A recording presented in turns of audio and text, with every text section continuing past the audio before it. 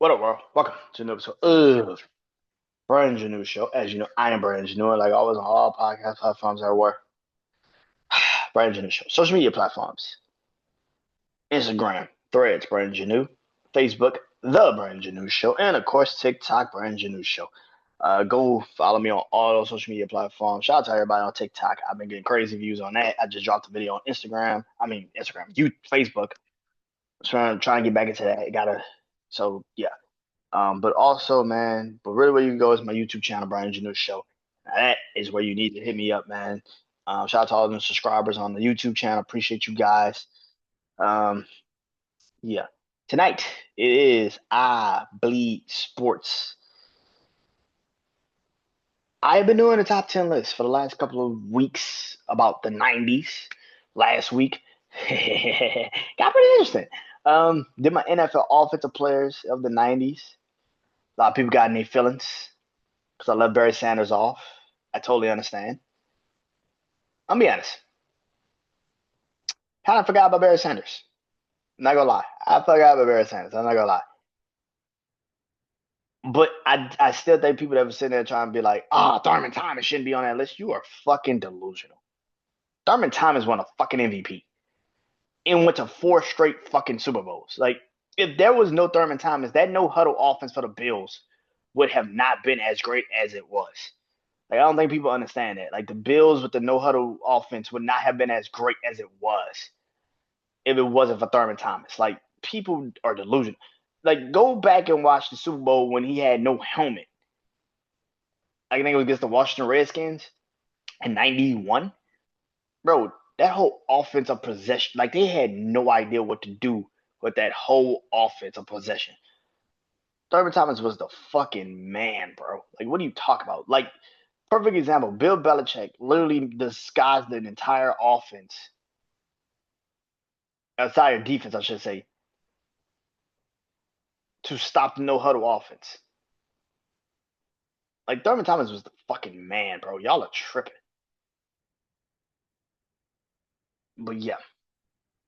But tonight, I'm doing the other side of the ball, and that is defense. Um, my top 10 players, defensive players of the 90s. So this is going to be fun. As you know, I go from 10 to 1. I go from 10 to 1. And I talk about why. Why they're on my list. Why I put them on the list. 10 to 1.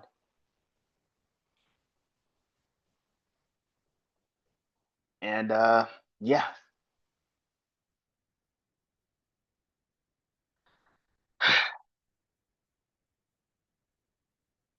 Let's get into it, man. Oh yeah. If you don't like this list, you don't like what I said, it's very simple. Create your own fucking list. It's very simple. It's very simple. Pull out a piece of paper, get a pen, like this, the pen in my hand. Get a pen, get a piece of paper, and write your own fucking list. It's not that hard. Not that hard. But let's get into it, man. At number 10, starting off this list.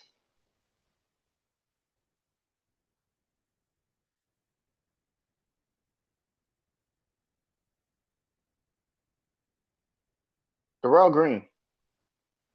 Darrell Green. Man was drafted in 1984.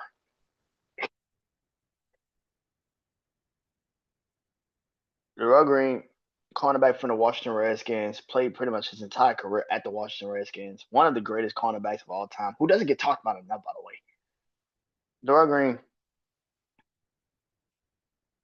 was what, like, then on top, he's like 5'6", like 5'7", 5'8". Like, he was a cornerback. Short as shit. Comes from Texas Irvine. Um, no, Texas A&M Christian. Like he comes from a crazy college. Like, you just sit there and like, really? But yeah, man.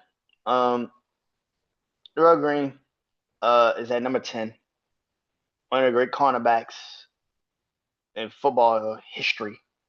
So yeah. Number 9, Derek Thomas. Yeah, Derek Thomas. Um, Kansas City great, one of the great Kansas City defensive players of all time. Um, Man was a game changer as a defensive player, man. Of course, got his number retired because he fucking deserved it. Derek Thomas is definitely on my list at number 9. Um, Number 8.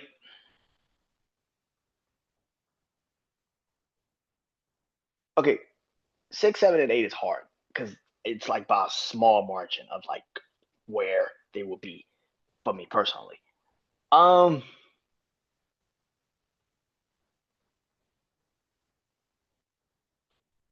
Number 8 is Steve Atwater from the Denver Broncos. He played cornerback. Steve Atwater was one of the biggest pieces of the Denver Broncos defense, especially when he started winning the championships. He was one of the reasons for why the Denver Broncos defense was such a great defense for a very long time. And then when they finally won in the 90s, he was the driving force of why that team was so good. As a cornerback, he was one of the best corners. If you don't know, Steven Atwater was that dude. Go watch his highlights. That man was that fucking dude. So I got Steven Atwater at number 8.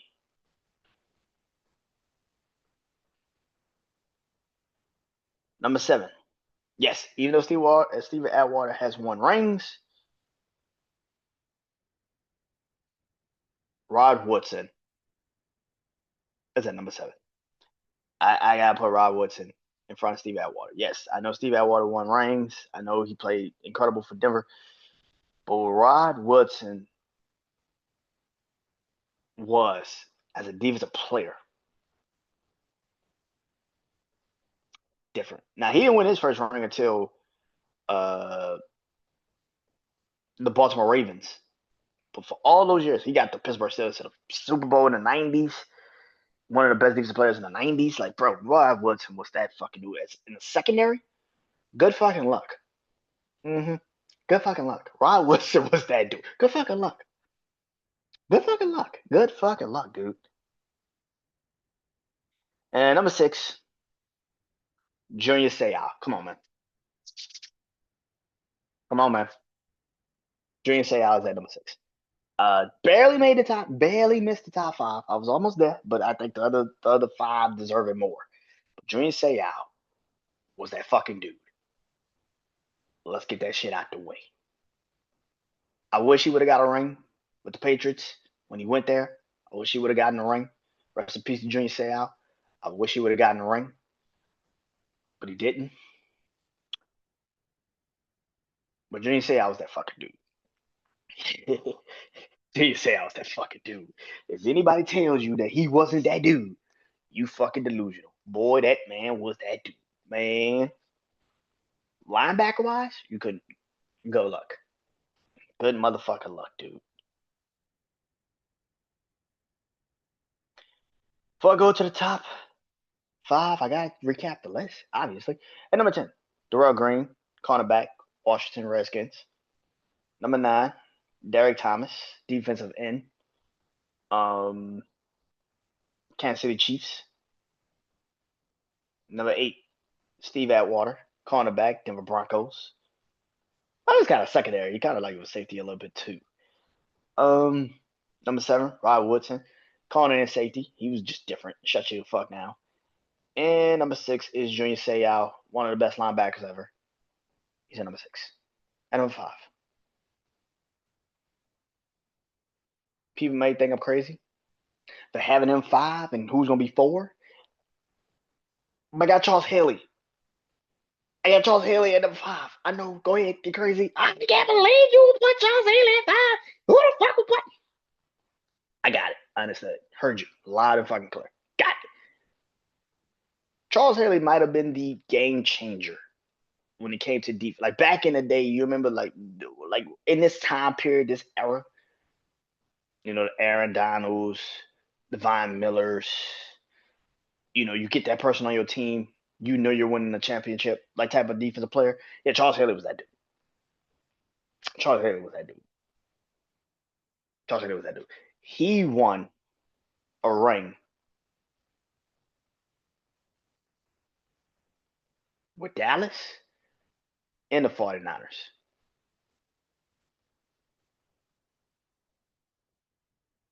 One of the best defensive players to ever do it. Crazy as shit, though. Crazy as shit, though. But one of the best defensive players of all. Stories about that dude is fucking nuts. You hear certain stories about him, you're like, damn. Number 4. Yes, Charles Haley has rings, but I just got to get this man his love and his credit. John Randall, defensive end, Minnesota Vikings. Listen, man, John Randall was crazy as shit. Dude was crazy. John Randall was fucking nuts. But John Randall would wreck a fucking offensive line. I mean, destroy them. Oh my god, it'd be bad. You should be sitting there like, damn, this shit is bad. John Randall was that dude. I think he had at one point the record for the most sacks in a season. Like, yeah. John Randall was up there in the sacks category of like career sack. Like, come on, bro. Come on, bro. Come on, bro.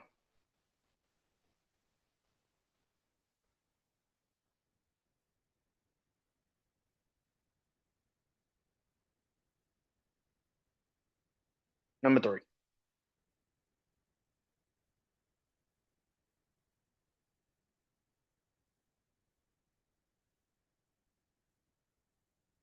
It is the man that brought the first title to Green Bay in almost what 30 years, and that is Reggie White. Reggie White from Philly to Green Bay is and always will be one of the greatest defensive fucking ends you've ever seen. Reggie White as a defensive end is one of the greatest defensive players you've ever seen. Now a lot of people sit there and say, "Why is he third?" Okay, what the fuck are you doing? Why is he third?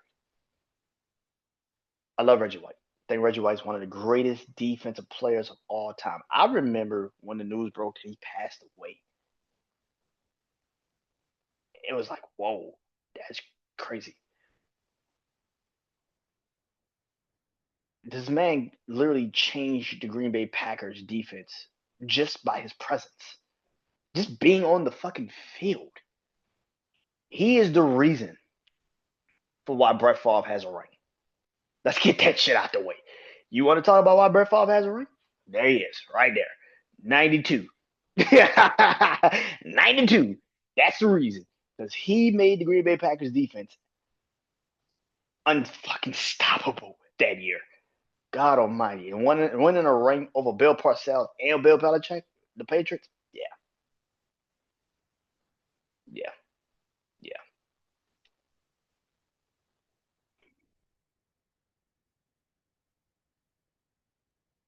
But at number two,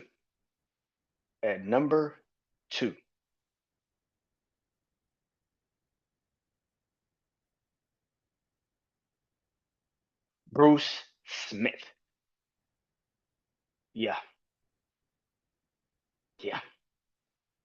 Bruce Smith is number 2. Now, we can argue. We can have a conversation. I can give you shit. But Bruce Smith is number 2. Bruce Smith is number 2. 4 times this man went to the Super Bowl. Yeah, did he win? No. It is what it is, though. But to pretend like Bruce Smith isn't one of the greatest defensive players of all time, you smoking you smoking good shit. I don't know what you own. You got some good shit. You want that good. Bruce Smith is one of the greatest defensive players of all. You fucking kidding me? Bruce Smith is one of the greatest defensive players of all time, man. He would change an entire fucking offensive line because of how great he was. One of them dudes that you just know when he's on the field, you just pray that he you just pray. That your quarterback gets out there, it's all right. You just pray that your quarterback get out of it all right. Just hope for the best. Hope for the best. But yeah, your quarterback's probably gonna get hit by Bruce Smith. He's probably gonna get sacked. And it's probably gonna hurt. It's probably going to hurt. It's probably gonna really hurt. So yeah. But number one. Who else would be fucking number one as the number one defensive player in the fucking 90s? Who else would it be other than the prime time Deion Sanders? Who the fuck else would be number one? Who else? Prime time Deion Sanders is number goddamn one. It's not even close. Are we fucking kidding ourselves?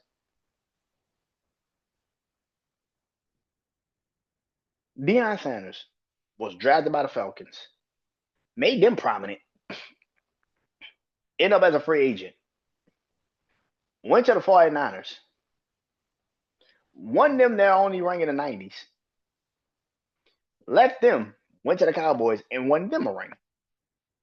Just like Charles Haley. But Deion's different. Deion was different. When he said he was the playmaker, that nigga wasn't lying. Let's get that shit out the way. When he said he was the playmaker, nigga wasn't lying. The nigga was not lying. He was not lying. Deion Sanders was not lying. He was the true definition of a fucking playmaker. He punt returner, corner, good luck. And he wasn't just a normal fucking corner. He will shut you the fuck down. When they talk about shut down corners, yeah, he's the first person that comes to fucking mind when you talk about the shut down corner. It's Deion Sanders. It's not even close. Are we kidding ourselves? Like, come on, let's be real. Deion Sanders is number goddamn one. Come on now.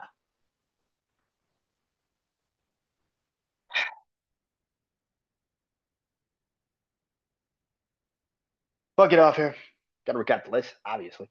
Number one, Deion Sanders. Number two, Bruce Smith. Number three, Reggie White. Number four, John Randall. Number five, Charles Haley. Number six, Junior Seau. Number seven, Rod Woodson. Number eight, Steve Atwater. Number nine, Derek Thomas. And number 10, Darrell Green.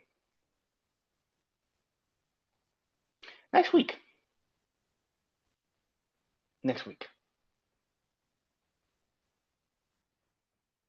I did it with basketball. Why not do it with football? My top 10 90s teams. Who gets number one? We shall see. Who will be number one? We shall see. Oh, I got number one. I don't think people are gonna like it, but it's my number one, so who gives a fuck? But see y'all guys next week. Who is gonna do it? All right. Yeah, peace.